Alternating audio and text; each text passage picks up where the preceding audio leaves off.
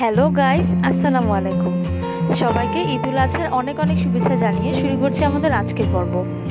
ঈদের দিনে তাজা গরুর মাংস আনার পরে সেই গরুর মাংস দিয়ে আমরা অনেক ধরনের আইটেম করে থাকি। তার মধ্যে অন্যতম হচ্ছে বিফ বিরিয়ানি। কিন্তু এই বিফ বিরিয়ানি বানাতে অনেকের ঝামেলা মনে হয় বা অনেকে পারফেক্ট বিফ বিরিয়ানি তৈরি করতে জানেন না। আজকের রেসিপিতে একেবারে সহজে কিভাবে ঝটপট বিফ বিরিয়ানি রান্না করা যায় সেটাই আপনাদের সাথে শেয়ার করব। এই পদ্ধতিতে রান্নার সুবিধা হচ্ছে এতে কোনো ধরনের চাল ভাজার ঝামেলা নেই, আটা মাখানোর বা ঢাকনার মুখ সিল করারও কোনো ঝামেলা নেই। ঈদের দিনে কোরবানি করার পরে যখন তাজা মাংস নিয়ে আসবে সেই মাংস দিয়ে ঝটপট এই বিরিয়ানি রান্না করে অতিথিদের সামনে পরিবেশন করতে পারেন। তাছাড়া এই মজাদার ঝটপট রান্নায় মাংস কতটা নরম হয়েছে তা তো দেখতেই পাচ্ছেন। রেসিপিটা সহজ মনে হলে আমার চ্যানেলটা সাবস্ক্রাইব করবেন। তাহলে চলুন দেরি না করে রেসিপিটা দেখে নেওয়া যাক। বিফ বিরিয়ানি বানানোর জন্য প্রথমে আমি নিয়ে নিচ্ছি বড় বড় করে কাটা হাড় চর্বি সহ 1 কেজি পরিমাণে গরুর মাংস। গরম পানি দিয়ে এটা ভালোভাবে ধুয়ে নিচ্ছি। এটা অপশনাল, আপনারা চাইলে নাও করতে পারেন। গরম পানি দিয়ে ধুয়ে নিলে হয় কি মাংসের যে আলগা গন্ধটা সেটা চলে যায়। পানি থেকে মাংসগুলো তুলে নেওয়ার পরে এখন আমি বাকি উপকরণগুলো দিচ্ছি। আদা বাটা দিয়ে দিচ্ছি 2 টেবিল চামচ আর রসুন বাটা 2 টেবিল চামচ। দিয়ে দিচ্ছি 1 চা চামচ ধনিয়া গুঁড়া, সাথে শুকনো মরিচের গুঁড়ো 2 চা চামচ। আপনারা চাইলে ঝাল যদি বেশি খেতে পছন্দ করেন বাড়িয়ে নিতে পারেন। দিচ্ছি আধা কাপ পরিমাণে টক দই, তবে এই টক দইটা কিন্তু পানি ঝরানোর কোনো প্রয়োজন নেই। দিয়ে দিচ্ছি আধা চা চামচ জয়ফলের গুঁড়া, লবণ দিয়ে দিচ্ছি 1 চা চামচ। আপনারা স্বাদ অনুযায়ী বাড়িয়ে নিতে পারেন। এবার সব কিছু খুব ভালোভাবে একসাথে মেখে নিচ্ছি। চিকেন বাদে বিফ ছাড়া অন্য যে কোনো মাংস দিয়ে আপনারা এটা তৈরি করতে পারেন। মাংসগুলো একটু সময় নিয়ে ভালোভাবে উল্টে পাল্টে দিতে হবে। যত সময় নিয়ে মাখাবেন ম্যারিনেশনটা কিন্তু ততই ভালো হবে আর খেতেও ততটাই ভালো লাগবে। মাখানো হয়ে গেলে এটাকে আমি ঢেকে 2 ঘন্টার জন্য রেখে দিব। তবে যত বেশি সময় ধরে রাখবেন টক দইয়ের কারণে কিন্তু মাংসটা সিদ্ধ হতে তত কম সময় লাগবে। এবার বেরেস্তার জন্য আধা কাপ রান্নার তেল খুব ভালো করে গরম করে তাতে পেঁয়াজ কুচি দিয়ে দিচ্ছি 2 কাপ। পেঁয়াজ কুচি বেরেস্তার মতো হয়ে আসা পর্যন্ত অপেক্ষা করব। একটু পরপর নেড়ে চেড়ে উল্টে পাল্টে দিচ্ছি যেন বেরেস্তা পুড়ে না যায়। পেঁয়াজগুলোর রং কিন্তু চেঞ্জ হয়ে যাচ্ছে। যখন পেঁয়াজগুলো একটু ভাজা ভাজা হবে তখন চিনি দিয়ে দেব 1 চা চামচ। চিনি দেওয়ার কারণে যখন বিরিয়ানিটা খাবেন তখন দারুণ একটা টেস্ট আসবে। পেঁয়াজ ভাজা হয়ে গেলে এখান থেকে আমি কিছু পরিমাণে বেরেস্তার জন্য তুলে রাখবো। বাকি পেঁয়াজের সাথে দিয়ে দিচ্ছি গোটা মশলা। 4টা ছোট এলাচ ভেঙে দিয়ে দিচ্ছি। ভেঙে না দিলে অনেক সময় ফুটে উঠতে পারে। দিয়ে দিচ্ছি অল্প করে জয়ত্রী, সাথে দিয়ে দিচ্ছি 2টা গোটা দারচিনি, লং দিয়ে দিলাম 7-8টা আর তেজপাতা 2টা। দিয়ে দিচ্ছি 4-5টা গোলমরিচ আর সাথে একটা স্টার। এই সব কিছু ফ্লেভার আসা পর্যন্ত আমি ভেজে নিচ্ছি। আজকের রেসিপিতে আমি কিছু টিপস আর ট্রিক্স শেয়ার করব যাতে কিনা বিরিয়ানি একেবারে পারফেক্ট হবে। তাই রেসিপিটা স্কিপ না করে পুরোটা শেষ পর্যন্ত দেখার অনুরোধ থাকলো। পেঁয়াজগুলো ভাজা হয়ে গিয়েছে। এবার আগে 2 ঘন্টা ধরে ম্যারিনেট করে রাখা মাংসগুলো নিয়ে এতে দিয়ে দিচ্ছি। আজকের রেসিপিটি ভালো লাগলে অবশ্যই ফ্রেন্ডস আর ফ্যামিলির সাথে শেয়ার করবেন আর একটা লাইক দিয়ে যাবেন। আরও মজার মজার রেসিপির জন্য আমার চ্যানেলটি সাবস্ক্রাইব করুন।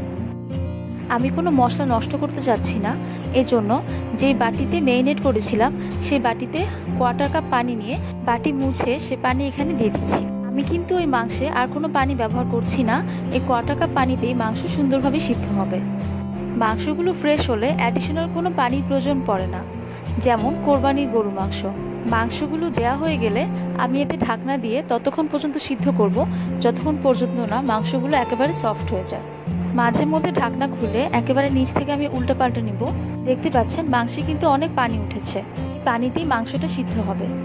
মাংসগুলো যদি ফ্রিজের মাংস হয় আর তাতে পানি না ওঠে, সিদ্ধ না হয়, সেক্ষেত্রে আপনারা গরম পানি অ্যাড করে দেবেন।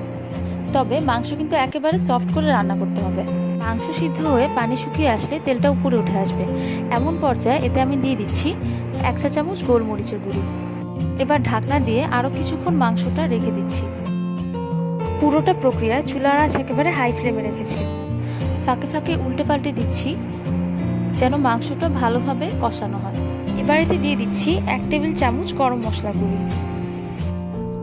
বাসায় সহজে গরম মশলা বানানোর রেসিপি আমার চ্যানেলে পেয়ে যাবেন।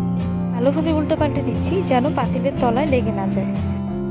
দিয়ে দিলাম 5-6টা আস্ত কাঁচামরিচ। এটা দেয়াতে ঝাল বাড়বে না কিন্তু সুন্দর ফ্লেভার আসবে। ঢাকনা দিয়ে আরও কিছুক্ষণ রাখবো। কিছুক্ষণ পরে মাংস কষানো হয়ে গেলে এতে আমি দিয়ে দিচ্ছি 1 টেবিল চামচ জিরার গুঁড়ি। ভালোভাবে মিশিয়ে এবারে ঢাকনা দিয়ে ঢেকে একেবারে ঝোল শুকানো পর্যন্ত অপেক্ষা করব। আমার মাংসটা হয়ে গিয়েছে, দেখতে পাচ্ছেন তেল উপরে উঠে এসেছে আর পানিও একেবারে শুকিয়ে গিয়েছে। আমি একটা মাংস আপনাদের দেখিয়ে দিচ্ছি, দেখুন কতটা সফট হয়েছে। আমার মাংস রান্না শেষ, এবার চুলা বন্ধ করে মাংসটাকে একপাশে রেখে দিলাম। এবার বিরিয়ানির জন্য একটা বড় হাঁড়িতে 4/1 কাপ ঘি দিয়ে দিচ্ছি। ঘি দিয়ে কিন্তু এটা করতে হবে। দিয়ে দিচ্ছি 2টা দারুচিনি, সাথে 2টা এলাচ ভেঙে দিয়ে দিচ্ছি। এটা আমার নিজস্ব রেসিপি, এই পদ্ধতিতে আমি সাধারণত বাসায় বিরিয়ানি বানিয়ে থাকি। দিয়ে দিচ্ছি 4-5টা লং, দিয়ে দিচ্ছি 2টা তেজপাতা। একটা ফ্লেভার আসা পর্যন্ত সবগুলো উপকরণ ভেজে নিচ্ছি। এবারে এতে পানি দিয়ে দিচ্ছি 6 কাপ। 4 কাপ পরিমাণ চালের জন্য 6 কাপ পরিমাণে পানি দিতে হবে। আমি এখানে 4 কাপ পরিমাণে চাল ব্যবহার করব। এবারে বিরিয়ানি মজা হওয়ার সবচেয়ে গুরুত্বপূর্ণ স্টেপ, দিয়ে দিচ্ছি আধা কাপ পরিমাণে তরল দুধ।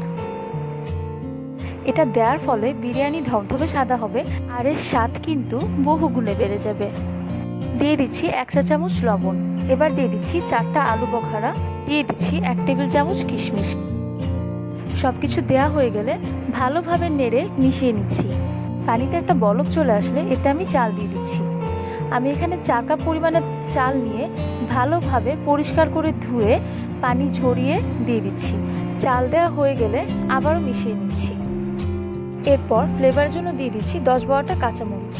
চুলার আঁচ একেবারে হাই ফ্লেমে রেখে ঢাকনা দিয়ে ঢেকে ততক্ষণ অপেক্ষা করব যতক্ষণ পর্যন্ত না পানিটা একেবারে চালের গায়ে গায়ে চলে আসে। এটা বোঝার জন্য ভিডিওটা ভালোভাবে খেয়াল করুন। এখানে পানিটা একেবারে শুকিয়ে গিয়েছে, চাল কিন্তু পুরোপুরি সিদ্ধ হয়নি। এবারে গোলাপ জল আর কেওড়ার জল একসাথে মিক্স করে এতে আমি 1 টেবিল চামচ পরিমাণে দিয়ে দিচ্ছি। চুলা বন্ধ করে দিলাম। এর উপর দিয়ে দিচ্ছি সামান্য পরিমাণে জর্দার রং। এটা অপশনাল, এটা দিলে দেখতে সুন্দর লাগবে। জর্দার রং আলতোভাবে মিশিয়ে নিচ্ছি। এবার রান্না করে রাখা মাংস পুরোটাই তেল ঝোল সহ পোলাওতে দিয়ে দিচ্ছি। আমি শুধু মাংসটা পোলাওয়ের ভিতরে ঢুকিয়ে দিচ্ছি, আমি কিন্তু ভালোভাবে মিশাচ্ছি না, কারণ ভালোভাবে মিশাতে গেলে এখন চালগুলো ভেঙে যাবে। আমি এটা পরেও মেশাতে পারবো। পোলাওতে মাংসগুলো দেওয়া হয়ে গেলে একটা চামচের সাহায্যে আমি পুরোটা একদম সমান করে দিচ্ছি, অর্থাৎ কোথাও উঁচু কোথাও নিচু এরকম যাতে না থাকে। এবার একটা ঢাকনা দিয়ে ঢেকে এটাকে আমি দমে দিচ্ছি। দমে দেওয়ার জন্য হাঁড়ির নিচে একটা পুরাতন তাওয়া দিয়ে চুলার আঁচ লো টু মিডিয়ামে রেখে বিরিয়ানিটা দমে দিয়ে দিলাম। এই অবস্থায় 10 মিনিটের মধ্যে চালটা পুরোপুরি সিদ্ধ হয়ে যাবে। 10 মিনিট পরে ফিরে আসলাম, দেখুন আমার চাল কিন্তু পুরোপুরি ফুটে গেছে, একদম ঝরঝরা হয়েছে। এবারে এটাকে আমি মাংসের সাথে ভালোভাবে মিক্স করে নিচ্ছি। যদি এটা আগে মেশাতাম তাহলে চাল ভেঙে যাওয়ার সম্ভাবনা থাকতো, এখন মেশালে চাল ভাঙার কোনো সম্ভাবনা নেই। এবার আমি আবারও ঢাকনা দিয়ে আরও 10 মিনিটের জন্য ঢেকে দিচ্ছি। ঢাকনা তোলার পরে যে সুন্দর একটা ফ্লেভার আসবে সেটা বলে বোঝানো যাবে না। এবারে এর উপরে আমি সার্ভ করার জন্য লেয়ার বাই লেয়ার তুলে রাখা বেরেস্তা দিয়ে ভালোভাবে মিশিয়ে নিচ্ছি। বেরেস্তা দেওয়াতে বিরিয়ানির স্বাদ দ্বিগুণ হয়ে যাবে। আমার বিরিয়ানি সার্ভ করার জন্য একদম রেডি। এটা ঘ্রাণ আর স্বাদ এত সুন্দর যে বলে বোঝানো যাবে না, বাসায় ট্রাই না করলে বুঝবেন না। গরম গরম ধোয়া ওঠা বিরিয়ানি খাওয়ার জন্য তৈরি। আমি এটাকে প্লেটে তুলে সালাদ, লেবু আর পেঁয়াজ দিয়ে সুন্দরভাবে পরিবেশন করলাম। আপনারাও এভাবে পরিবেশন করবেন। দেখুন মাংসটা কতটা লোভনীয় লাগছে। ঈদের দিন সকালে কুরবানির তাজা মাংস দিয়ে যখন এটা ঝটপট রান্না করে সামনে সার্ভ করবেন, সবাই অবাক না হয়ে পারবে না। কুরবানির গরুর মাংস দিয়ে রান্না করলে এর স্বাদ আরও বেড়ে যাবে। এরকম মজার মজার খাবারের রেসিপি দেখতে আমার ইউটিউব চ্যানেলে ঘুরে আসতে পারেন। আর ভালো লাগলে অবশ্যই সাবস্ক্রাইব করবেন। আমি এখান থেকে একটা মাংস কেটে দেখিয়ে দিচ্ছি। দেখুন আমার মাংস কতটা সফট হয়েছে। বিরিয়ানি ও অন্যান্য খাবার অর্ডার করতে আমার ফেসবুক পেজে নক করতে পারেন, আর নিজেদের রেসিপি শেয়ার করতে আর রিভিউ শেয়ার করতে আমাদের গ্রুপে জয়েন করতে পারেন। বিরিয়ানি মাংসের বৈশিষ্ট্য হচ্ছে বাইরে থেকে সফট আর ভিতর দিয়ে জুসি হবে। এটা বাইরে থেকে একেবারে সফট হয়েছে আর ভেতর থেকে জুসি। আমি আরেকটা মাংস কেটে দেখিয়ে দিচ্ছি। দেখতে পাচ্ছেন সব দিকে সমানভাবে কুক হয়েছে, চালটাও একেবারে ঝরঝরা হয়েছে, পাতিলের তলায় লেগে যায়নি। এটা এতটা মজা হয়েছে যে খেয়ে না দেখলে বোঝা যাবে না, সামনে থাকলে যেন নিমিষেই শেষ। আশা করি আপনারাও ট্রাই করবেন, কেমন হয়েছে জানাবেন। কোনো প্রশ্ন থাকলে কমেন্ট সেকশনে অবশ্যই জানাবেন। ভিডিওটি ভালো লাগলে বেশি বেশি করে শেয়ার করবেন। এরকম রান্নার আপডেট পেতে যারা ইনস্টাগ্রামে আছেন তারা আমাকে ইনস্টাগ্রামে ফলো করতে পারেন। আবারও চলে আসবো নতুন কোনো রেসিপি নিয়ে। ততদিনে সবাই অনেক ভালো থাকবেন। আল্লাহ হাফেজ।